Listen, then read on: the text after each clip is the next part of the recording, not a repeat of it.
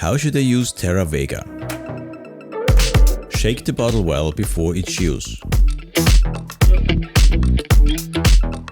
Look at the recommended dose. Terra Vega is used in the vegetative phase.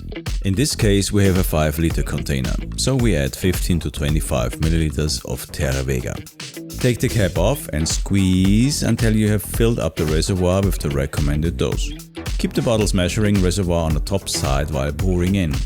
Be sure that the water is at room temperature between 18 to 22 degrees Celsius. Stir well with a plastic stick.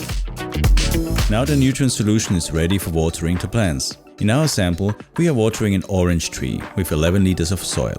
For 11-liter pots, you can add a maximum of 1.1 liters for each watering.